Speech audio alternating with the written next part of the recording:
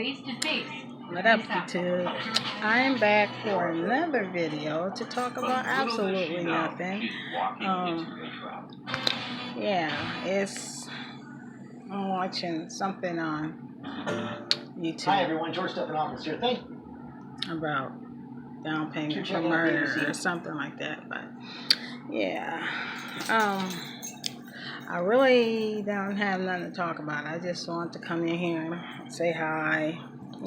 At least put something up because, like I said, I'm trying to stay somewhat consistent in these trying times. I think it's really crazy what's going on with all this.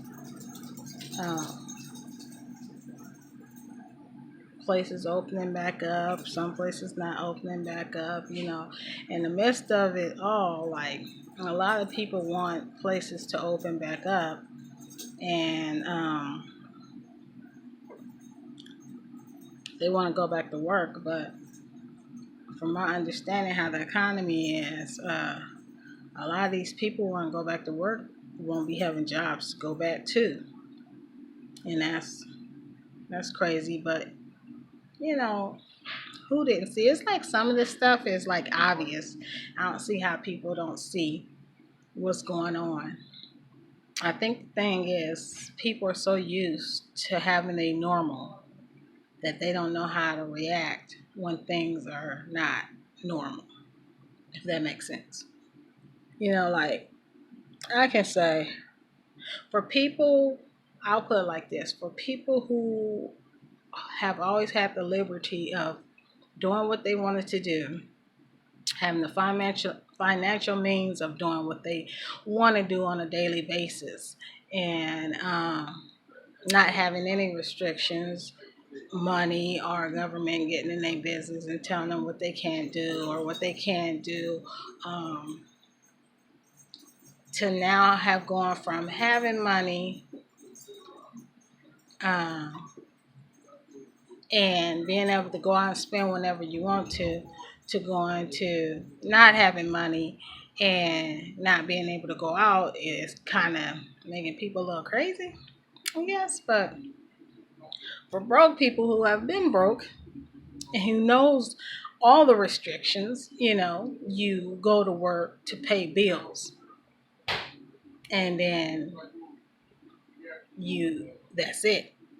You go to work and you pay bills, and you're lucky if you get to go on any kind of vacation, even if it's a little vacation. You're lucky if you get to take your kids to a water park or something like that because you then saved up.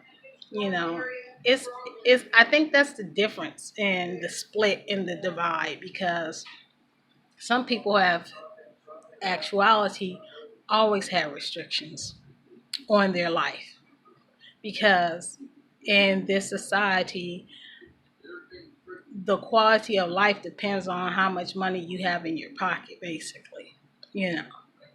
So before all this happened, a lot of people would look down on low income people who didn't have the means. You just don't know how hard someone struggles to survive until you're in their shoes. You don't know.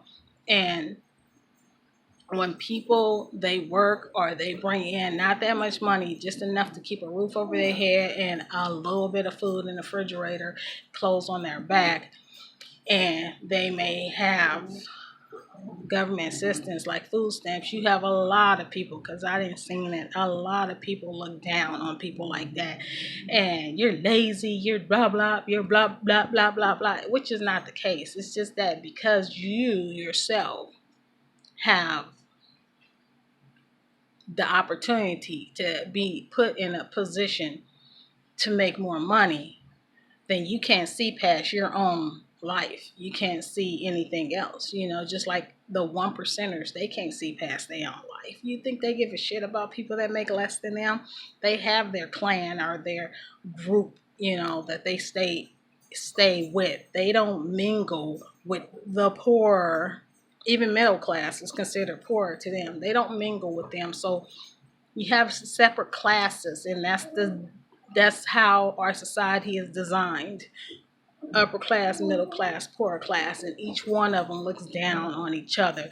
And I think it's basically to make themselves feel better. But in reality, when shit like this happens, then it's upper class versus poor.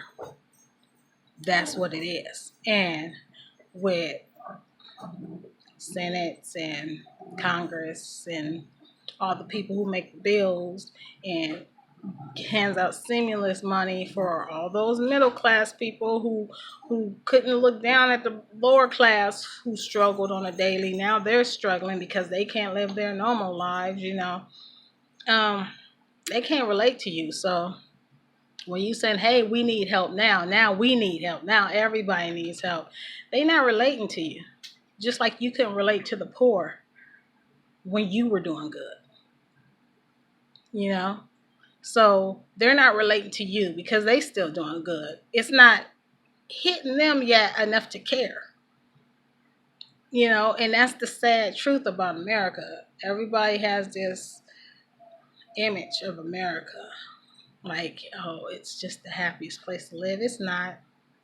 It's not. It's not. People struggle. We have poor. We have poor. We have middle class.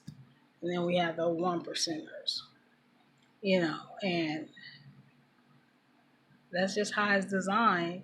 And unfortunate, it seems like they've taken away that middle class right now. This coronavirus, which is weird, is taking away the middle class. And it's funny how easily that got dropped.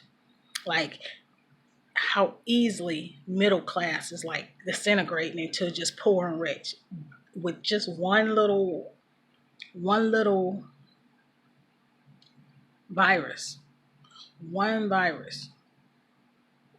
And it's funny how people pay taxes all the time.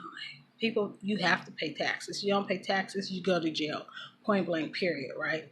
So you think of how come when out of so many years, I guess since the Great Depression, all of a sudden, when it's time for the government to give the people money that they desperately need at this point in time, you have to